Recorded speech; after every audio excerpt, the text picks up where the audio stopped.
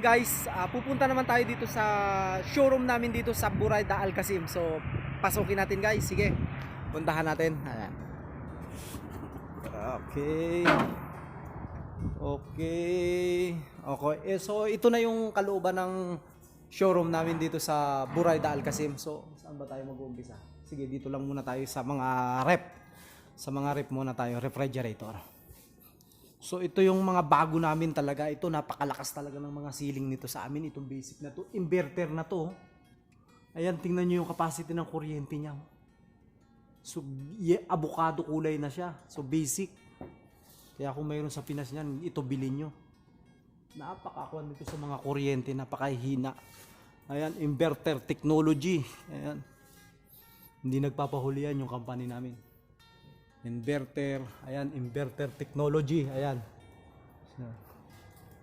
So, alam nyo rito, kung kagandahan kasi rito, kung dito kayo nagtatrabaho, tapos dito kayo naninirahan, magkano lang to, parang mga 2,200 lang yung price niya. Ayan, may mga vacuum din kami binibenta, ayan. Ito naman, hindi na inverter to, pero ang hihina na ng kuryente niyan. Tingnan nyo yung inverter ng pagkakaiba niya. Ayun, pag inverter na siya, andito siya, oh, tingnan nyo, ayan.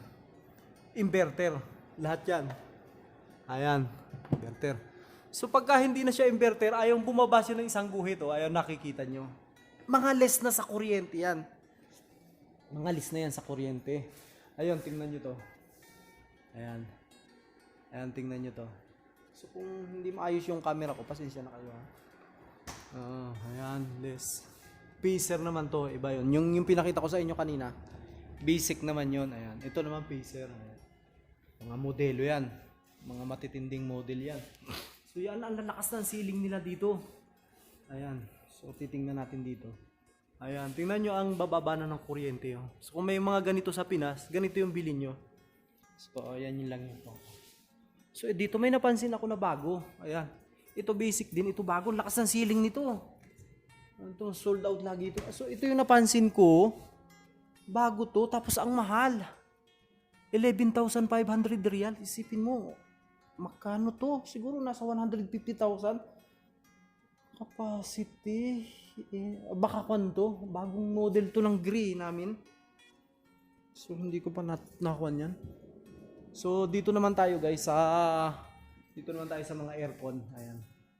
So, yun, no, may inverter din kami. Ayan. Ay, ang mahal.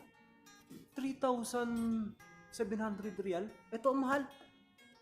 Ito yung pinakabago namin, pinaka-latest. Ayan. Ito yung pinaka-latest namin, smart cooling. Ito yung pinaka-latest namin, 2-stage inverter. Ito yung pinakabago. Kung makukuha nyo to, R32 yung preo nito. So, itong inverter na to na isa, ayan, with Wi-Fi, plus gold plasma. So, tingnan nyo yung kuryente. Ayan, yellow siya, medyo yellow. Ito naman, bumaba na, tumaas siya. So, mas mahina to sa kuryente. Parang solar yata yung nagpapaandar nito. Pwede siyang pwedeng solar, pwede rin kuryente. So, ito yan. So, hindi ko lang alam kung sa ibang kwan. Ito yung gray. Ito yung mga malalakas yung ceiling sa amin. Pero bakit ang mahal? Ayan, Makakapagtaka. Ito mabibili mo lang to. Parang 2.7. Ito mga 1.8 lang eh.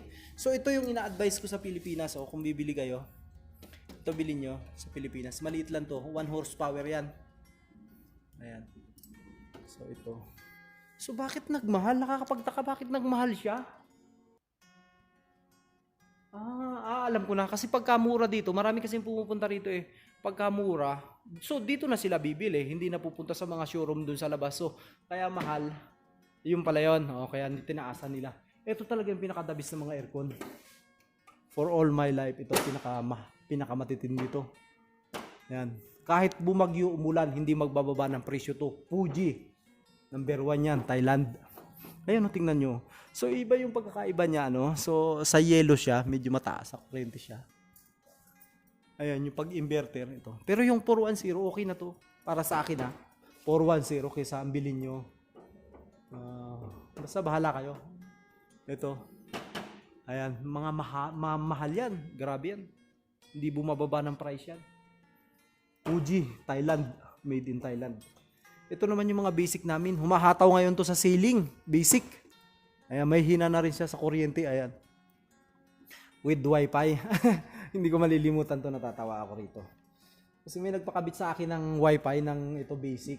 Kasi maraming bumibili, bibihira naman yung nagpapakabit. So hindi ko gaanong nakakabit. So talagang tawag ako sa kaibigan natin dyan sa Riyadh. So sa awa naman ng Diyos, nakuha naman natin. Napaandar natin. Kailangan lang may tawag eh. So hindi naman masama na magtanong. Sabi nga doon sa sa pharmacy, di ba? Huwag may hiyang magtanong. So hindi ko kinakahiyaya kasi hindi ko alam eh. Simpa, na live tayo, nasa customer. Tatawag na doon ito. Tuto. So hindi ito yung tunay na presyo niyan. Dito lang yan kasi kaya minamahalan nila kasi maraming pumupunta rito. So pag dito sila bumili, wala nang bibili doon sa mga showroom, diyan sa mga tindahan kasi mas mura kami eh, kami naman yung supplier eh. So basic siya, may mga wifi na rin. Ayan. Ito, parang 12 BTU rin to eh. Ayan. So ganito yung bili nyo. Pagka nakakaluwag-luwag kayo. Ito naman yung Pacer. Ayan. 2,800. Magaganda na rin to. Halos ang system nito, kung makikita nyo, hindi nagkakahiwalay ang system niyan, yung PCB niyan sa Gree. So halos lang yan. Pare-parehas lang yan. Ayan, ang bababa na ng mga kuryente niya. Ayun yung isa parang 30 BTU yata yan. So ang mahal niya, 5,800. Ayan. So mayroon din kami nito. Basic na, ito, gas tube. Ayan. Complete. Wala nga yung TV. Ito naman yung mga kwan. Kung napapanood nyo yung video ko pala. Kung napapanood nyo yung video ko na nung nasugatan ako, ito yun, nung Fuji, 40 BTU, ito yan. So, hindi nyo gaano makikita to kasi nasa ceiling to eh. Yan, ito yan. Ayan yung mga tumatalo no, kung nung nasugatan ako, ayan. Pag binagsak kasi ng mga nagkakabit na nag-i-install, tumatalon yan. So, ayan no, bumubuka lang yan. Kaya pagka magkakabit kayo nito sa mga installer, payo ko lang, dahan-dahanin nyo. Huwag nyo ibagsak. Kasi sayang ang mahal ng aircon eh. Tapos sisira. Ayan, Fuji siya. Ito naman basic, 4,500. Ito mga concealed to yung nasa ilalim ng kisame. Pagka yung mga pang social na to. Basta yung lamig na lang yung mararamdaman nyo, hindi nyo makikita. Ito naman Gree to, alam ko to. Baka 36 to. So 36 yan. Gree. Ito naman sa mga window type, ayan. Mga window type naman, meron na rin kami. Window type. So, mataas medyo makon yung kuryente niya, guys. Kasi umaabot to ng mga kwan eh. Parang 9 ampere ata. So, ito. Yan. Pero 410 na yan. Less na yan kaysa doon sa mga kwan, mga lumang modelo. Ayan. Gree, basic, Pacer. Ayan. So, magaganda yan. May gree din kaming ito. Yung inuman ng tubig. Ano yung water cooler ba to? Ayan, Pacer, basic. So guys, ito talaga mayroon ditong kaming yung isang compressor, dalawang indoor. Ang nagkabit nito mga taga Riyadh. So ayan siya. Isang wall type, ayan. Tapos isang ceiling concealed, ayan. So ayan siya. Kung makikita nyo, ayan. So taga Riyadh na nagkabit niyan. Isang compressor yan, ayan, tumakbo sa baba yung piping niya, doon sa labas yung compressor. Ito, dalawang gumamit sila ng 3-way dito. Isa sa kwan. Yan, tumulong din ako magkabit sa kanila niyan. So, ito, ang lakas ng ceiling nito sa amin. Ito. Yan, washing machine. Marami kaming display dati ditong TV, so wala na. Hindi ko lang alam. So, ay, napansin ko pala, ito pala, cassette. Yan, ito yung cassette.